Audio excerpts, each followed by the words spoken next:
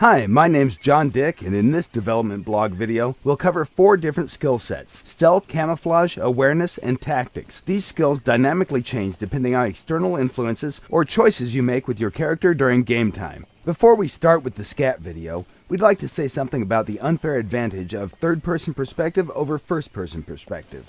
In the current video, we've recreated the worst-case scenario that players can experience in all third-person shooting games today. Not only that TPP is unfair over FPP, it's unfair in general since players on elevated positions have a huge advantage over other players. So far, there's no game that has provided a solution for this problem. Some games do offer split servers depending on the view, but in our opinion, that's kinda lame.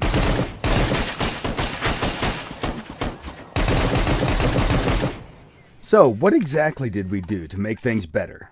In SCUM, everything you experience is a projection of what your character experiences in the game. No matter which view you prefer, you will not be able to see things if your character doesn't see them or feel them. This means if you want to see behind the wall, you'll have to take a peek and risk compromising your position. The moment you take a look, your character's awareness will kick in. What will be shown to you on the screen is a result of complex equations that involve your character's awareness and tactics skill versus the enemy's stealth and camouflage skills. The red outlines representing that tactics skill have been activated also. Notice that it works for both the first person and third person perspective. Once tactics time expires, you'll lose information about the enemy's position. The only way to get it again is to take another look. Okay, let's cover the tactics skill first. Tactics is linked with the intelligence attribute and represents the ability to predict trajectories of objects in 3D space. Imagine you're looking through the window and notice a car slowing down at the crossroad with a left turn signal turned on. Even if you stop looking at that car, you'll have a rough idea about its trajectory. In the video, the character on the right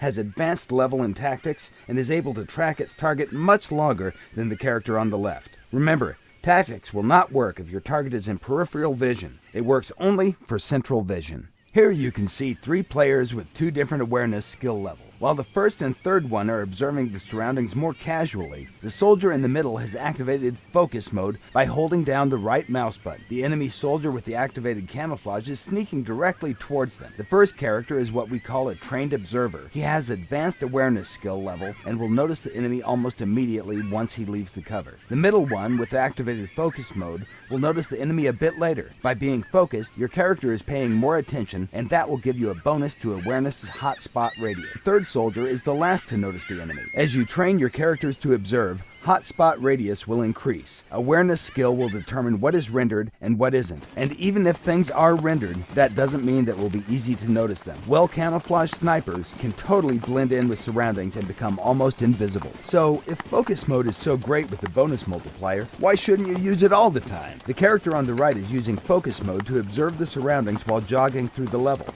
His stamina is dropping slightly faster than the stamina of the character on the left. The influence of the focus mode is really small, but still, if you combine all the other factors that impact your character's performance, it may be crucial in life and death situations. Awareness is defined by 2 factors: hotspot radius and fall-off radius. If the camouflaged objects are farther away and out of fall-off radius, your character will not be able to see them, unless he has some sort of magnification, for example, a sniper rifle. All magnifying devices automatically add bonuses to hotspot and fall-off, making it easier for you to notice things at higher distances. Looking through the scope also automatically activates the focus mode. Awareness is not only useful in combat situations, it also provides you with benefits when you're searching for useful items like food or gear. If you use focus mode, awareness will highlight the items within your spot radius. This will help you to see them from a distance, which is especially useful for smaller items. Characters with low awareness skill will have to come closer to detect the same items. During the nighttime, awareness spot radius is significantly reduced. Unless you find some kind of night vision device, you'll not be able to detect things with the same efficiency as during the day. A higher level of awareness will give you some additional benefits, such as the ability to detect imminent dangers. It won't work 100% of the time, but when you get notified, be sure to react swiftly, or you may lose your life.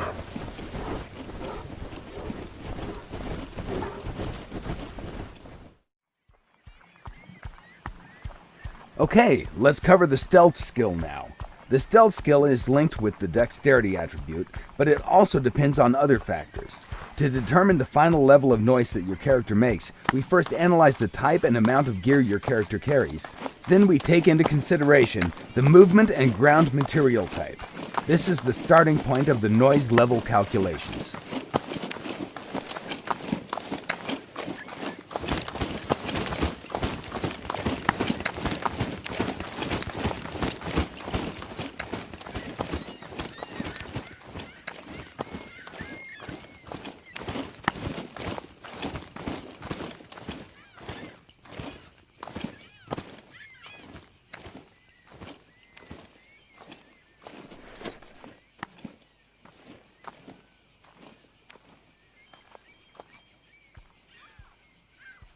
The next step is to factor in the overall weight of the character. Again, this system is fully dynamic, and it's linked directly with the character's metabolism. All things that influence body mass are taken into consideration, like fluid or food intake, for example.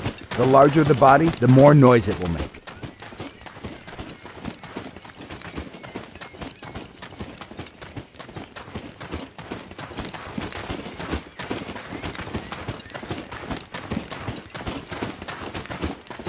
Finally, the last thing taken into consideration is actual stealth skill level. The higher the skill, the better you silence the noise that your character makes.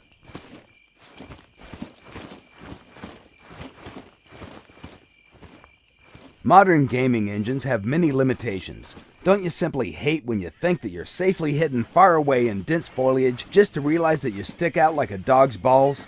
In SCUM, our methods allow players to be equally competitive regardless of the graphical settings they use to play the game. The guy at camp is preparing some delicious beans. Let's call him Donald.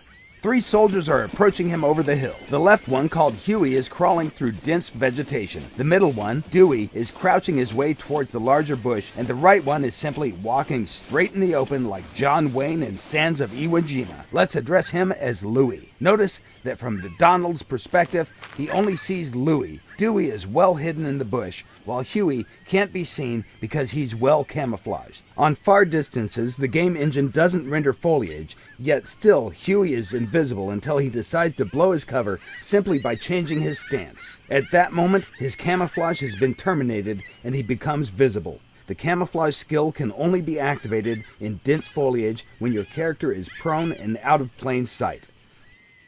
Everything you just saw is still in development, but in short, these were the basics of SCAT skills.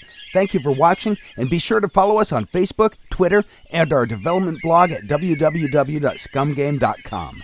By the way, did you notice all 7 people in this scene? No? Congratulations! You just got wasted. Get good, scrub. Don't forget to check out our other SCUM videos for more features and general badassery. We'll see you next time.